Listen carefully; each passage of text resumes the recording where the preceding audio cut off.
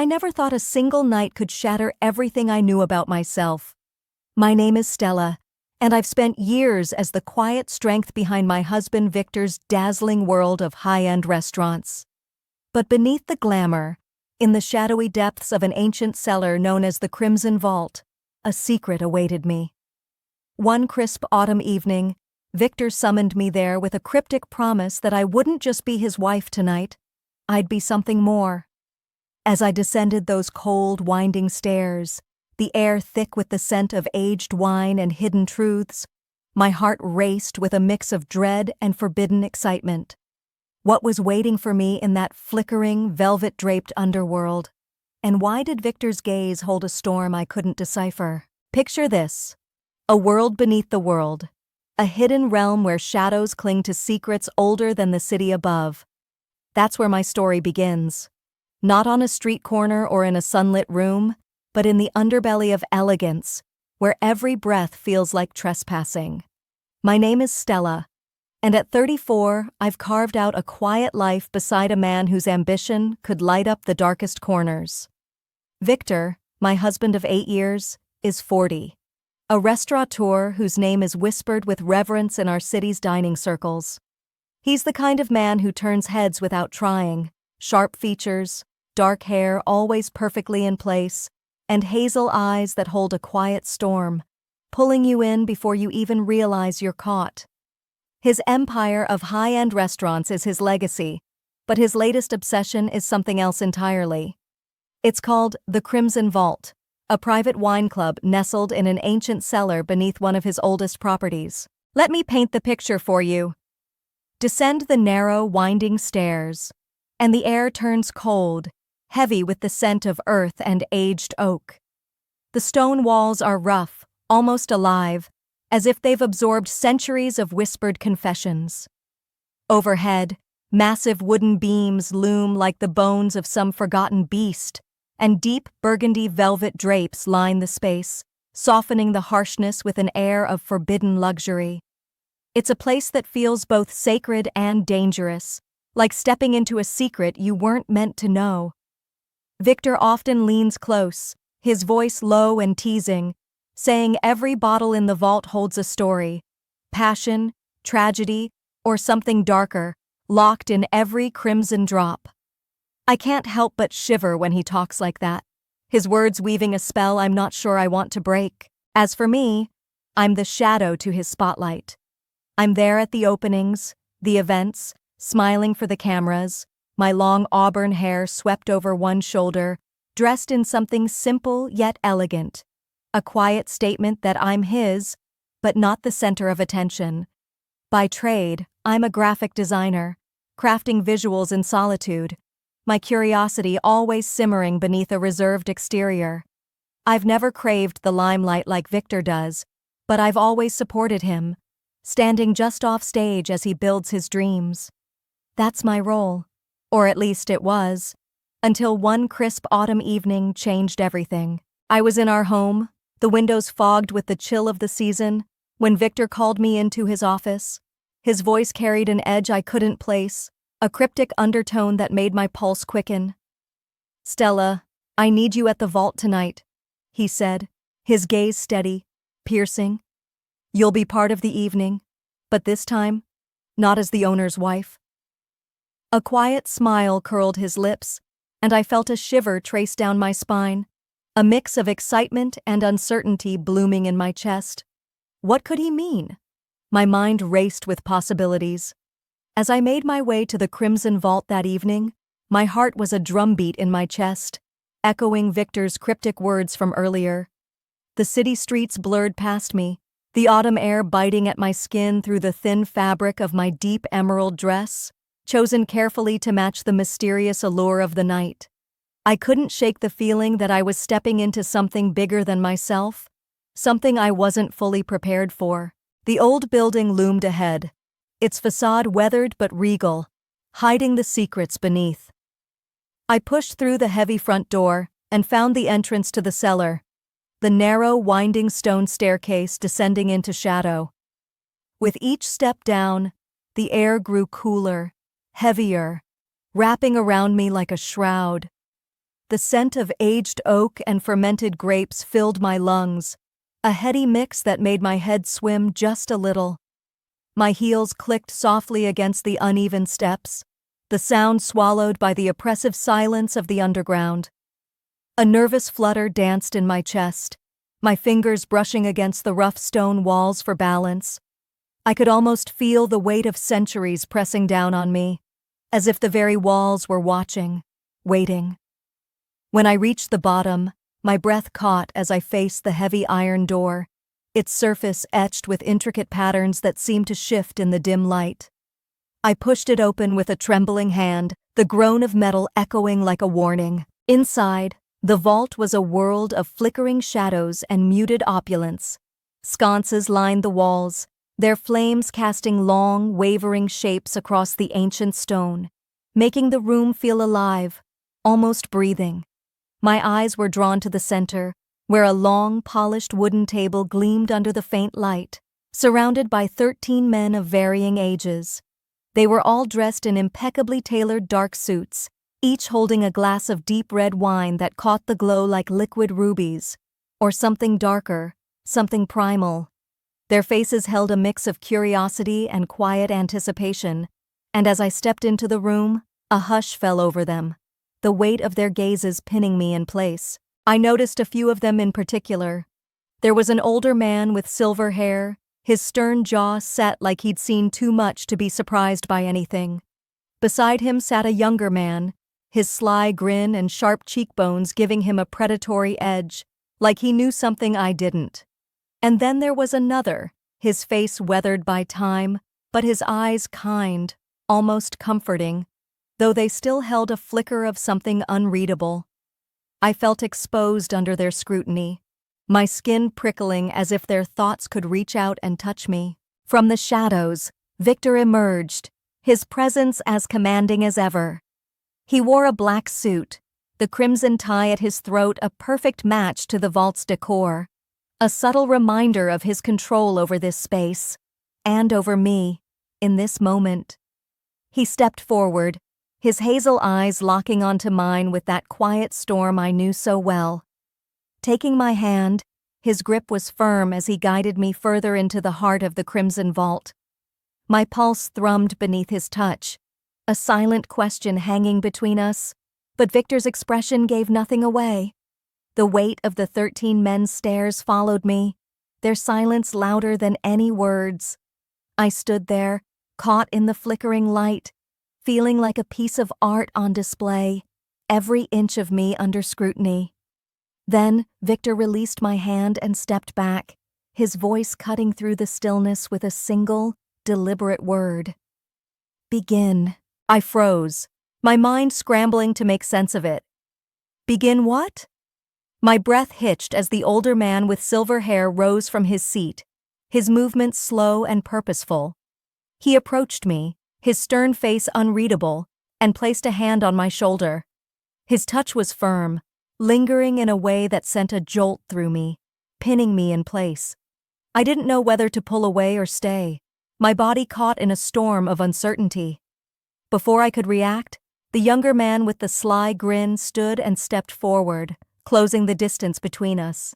His fingers traced a slow, deliberate path along my collarbone, a gesture so intimate it stole the air from my lungs.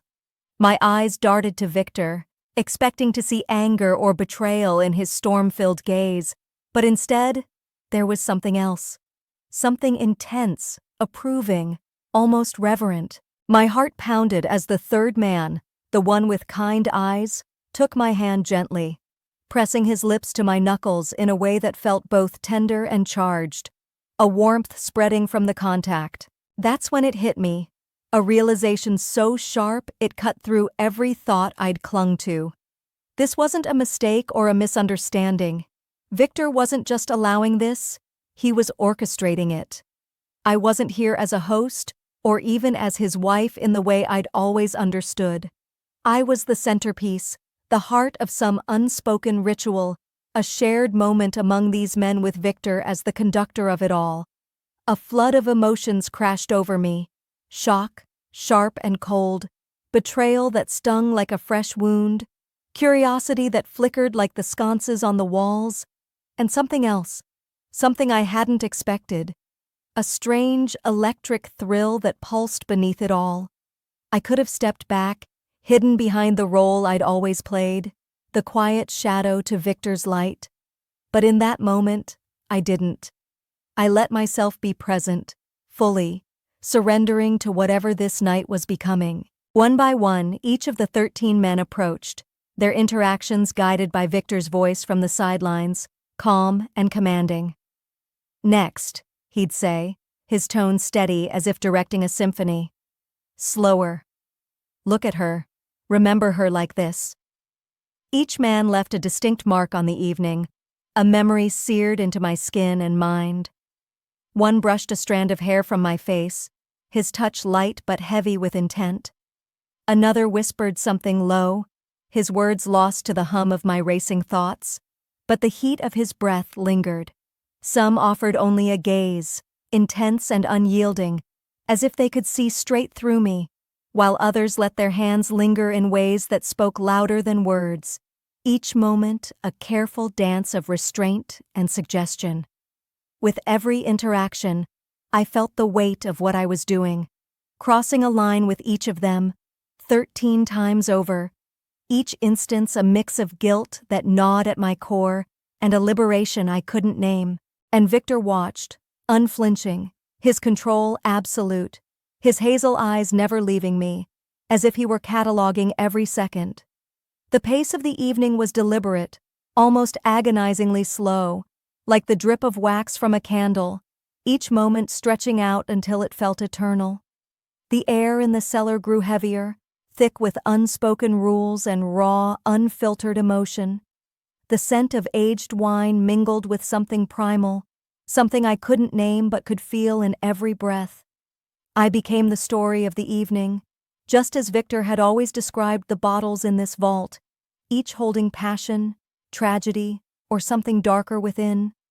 My emerald dress felt like a second skin, every rustle of fabric amplified in the stillness of the vault. I'm not sure how much time has passed since this all began, but as the evening reaches its crescendo, I find myself adrift in a sea of sensation, my mind and body no longer tethered to the woman I was when I first descended those stone steps. The last few men approach, their presence a blur of heat and shadow, each touch and murmured word melting into the next, yet somehow still carving out its own space in my memory. I've stopped trying to keep track, stopped counting the moments or the men. Instead, I'm caught in the rhythm of Victor's voice, his commands a steady pulse that guides me through the haze. "Continue," he says, his tone as smooth as the wine in their glasses, and I obey, surrendering to the weight of the room's energy, a force that presses against me from all sides, heavy and inescapable. The final man steps forward, a tall figure whose silhouette looms in the flickering light of the sconces. His voice is deep, a low rumble that seems to vibrate through the ancient stone beneath my feet. He leans in close, his breath warm against my ear as he whispers something I can't quite make out, the words too soft, too intimate to catch. But their effect is immediate. A shiver races down my spine, sharp and electric, as if his voice alone has unlocked something within me. I feel the weight of his hand, steady and deliberate, resting just at the small of my back, a gesture that speaks volumes without crossing into the forbidden outright. Yet it's enough to make my pulse stutter. I glance toward Victor, seeking his reaction, and see him nod, a subtle gesture of approval, his hazel eyes glinting with something I can't name. Satisfaction, perhaps? Or something deeper, more complex. The tall man steps back, his presence lingering like a phantom touch, and I'm left trembling, caught between the echo of his words and the reality of where I stand. In these hours, I've changed. I can feel it in the way my shoulders no longer hunch with reservation, in the way my breath comes quicker, unafraid. The quiet wife, the steadfast supporter who always lingered in Victor's shadow, I've shed her like a skin that no longer fits. What's left is something raw, unapologetic, A version of myself I didn't know existed until tonight. I've crossed thresholds I never imagined I'd approach, let alone step over. And with each moment, I felt layers of restraint peel away, leaving me exposed but strangely powerful. There's a heat in my chest, a defiance I can't ignore, as if I've claimed something for myself in this strange, orchestrated dance. I'm not just Victor's creation tonight. I'm something more, something untamed. I look at Victor now, searching his face for any hint of doubt, any flicker of regret for what he's set in motion. But there's nothing like that in his expression.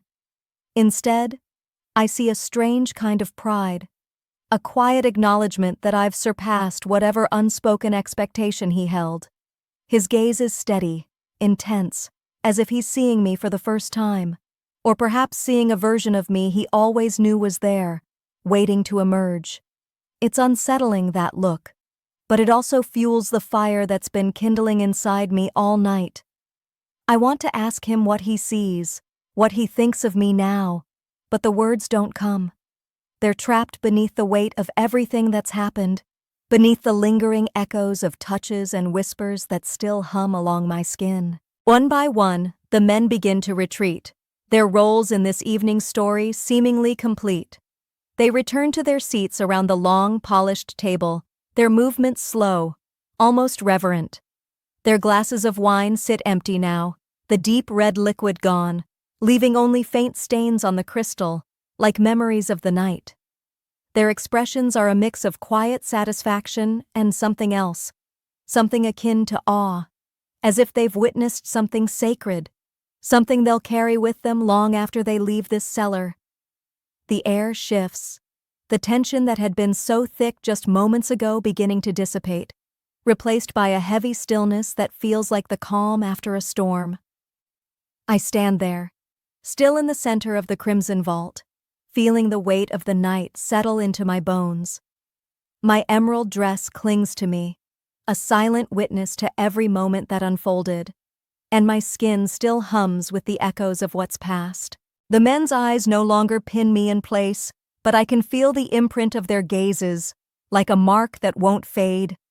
Victor steps forward from the shadows once more, his presence a gravitational pull I can't resist. He doesn't speak at first, just gestures toward a narrow archway at the far end of the cellar, a path I hadn't noticed before. My legs feel unsteady, but I follow him, the click of my heels on the stone floor, the only sound breaking the silence.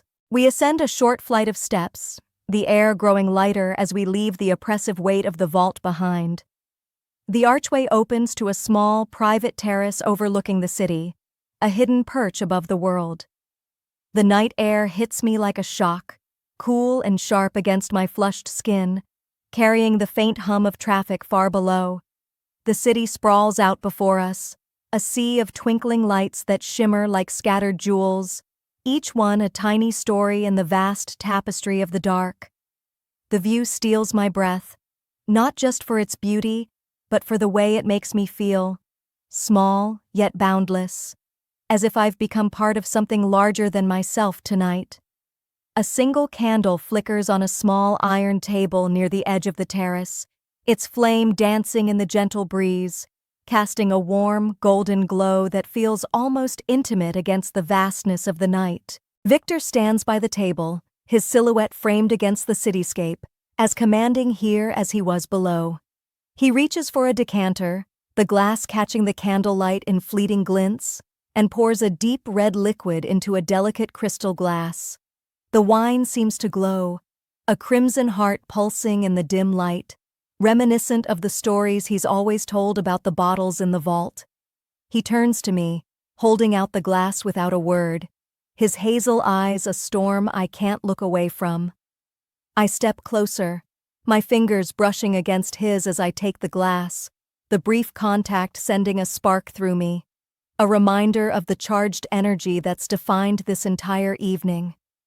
I finally meet his gaze fully, searching for something, anything, that might explain what this night has meant to him.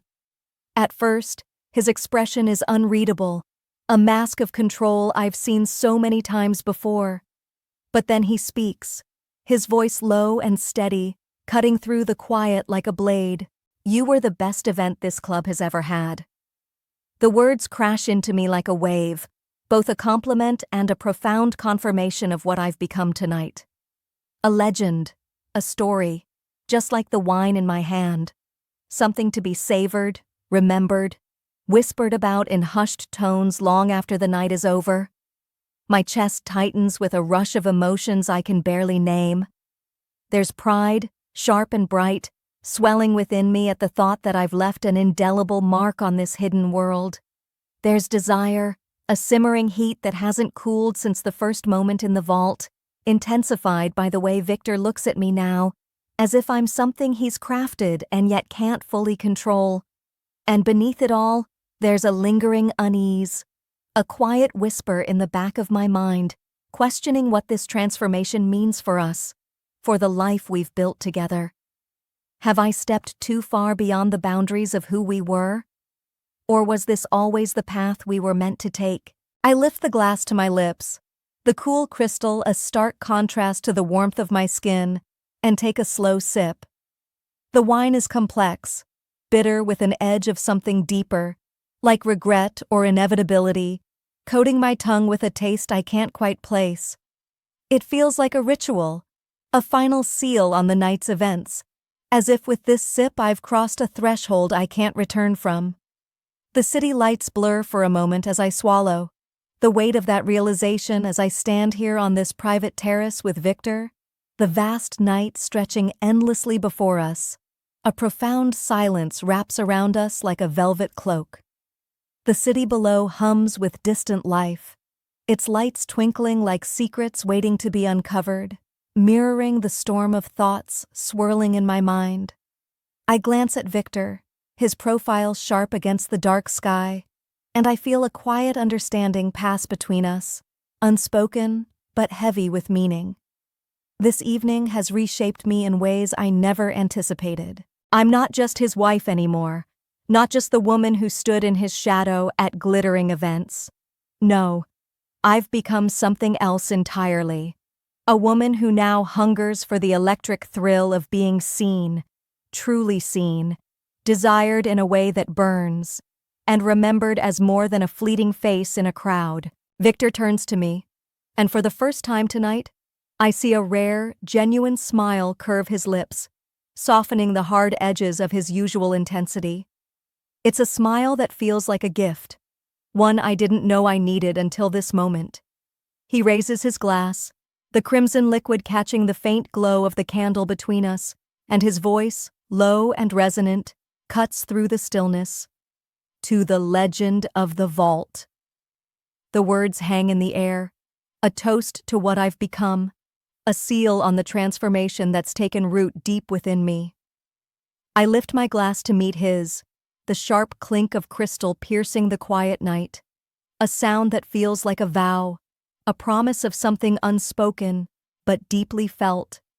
As the echo fades, a warmth spreads through me, not just from the wine, but from this newfound sense of belonging, to Victor, to this hidden world, to something secret and almost sacred that binds us now. My mind drifts to the men in the cellar below, their faces still vivid in my memory, each one a piece of the puzzle that made this night unforgettable. Will they speak of this evening in hushed tones when they return to their elite circles? Will my name, or perhaps just a whispered description of me, become a myth among those who frequent the Crimson Vault? I can almost hear their voices, low and reverent, recounting the woman in the emerald dress who captivated them all, who became the heart of a night they'll never forget. The thought sends a shiver down my spine, not of fear, but of anticipation. I've left a mark, an imprint on this underground realm, and the idea of being a lingering story in their minds fuels something wild and untamed within me. I turn my gaze back to Victor, studying the man I've shared my life with for so long, yet who feels like a stranger in this moment.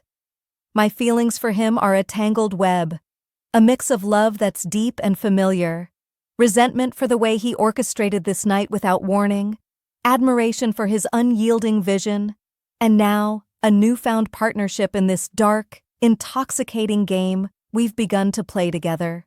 There's a complexity to us now, a layered dynamic that wasn't there before I descended those stone steps. I wonder if he feels it too, this shift, this unspoken alliance forged in the heat of the vault's shadows. His hazel eyes meet mine, and though he doesn't speak, I sense he understands the storm of emotions battling within me.